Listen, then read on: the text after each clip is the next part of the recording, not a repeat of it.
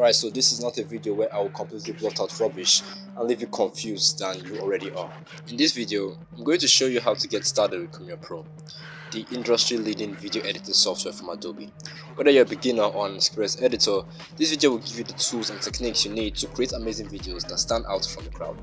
Before we get started, let me give you a quick overview of what we're going to cover in this video. First, we'll go over the basic interface of Premiere Pro, so you can get familiar with the layout and the tools available to you.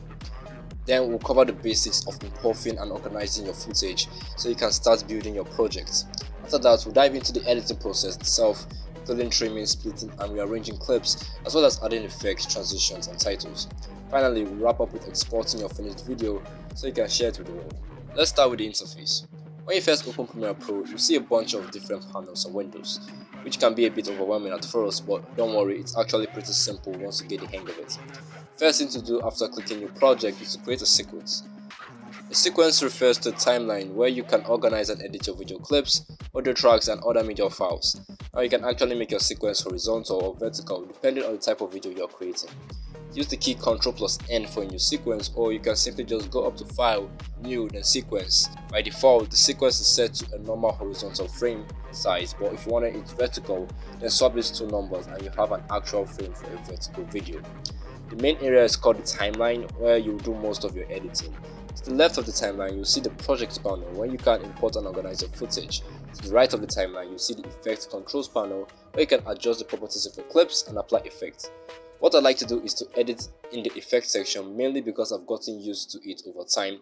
Although you can edit in the editing section as well, I just find editing in the effects section to be much easier. Now let's talk about importing your footage. Whether you are importing a video or an audio, it's the same process. Go to your project panel and just double click. It directly takes you to where all your files are saved on your computer, and before you say it, I know you can also go to the file, then import, then it takes you to your file, or use the key Ctrl+I. Same thing. Once you have imported your footage, you can organize it by creating bins, which are like folders for your clips. This will make it easier to find the footage you need later on, but to be honest, I rarely do that. Sometimes being disorganized makes your work organized. Now it's time to start editing. The first thing you want to do is to drag your footage from the project panel onto the timeline. From there, you can trim your clips by dragging the edges, split them by hitting the razor clip button, and rearrange them by dragging them around. When starting out, you are mostly gonna use three buttons: the selection tool, eraser tool and type tool. If you use anything more than this, then you are creating a very dangerous project. Just kidding. You can also add effects and transitions by selecting the clip and going to the effects controls panel. And if you want to add titles, simply go to the graphics workspace and use the tools there. Finally, let's show your work to the world. Let's talk about exporting your finished video. Before you go to File and then blah blah blah, you have to make sure that Premiere Pro is exporting the right thing.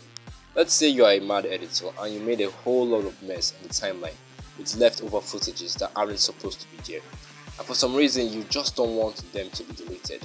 What you don't realize is that the moment you export, Premiere Pro will export the video with the rubbish you left there.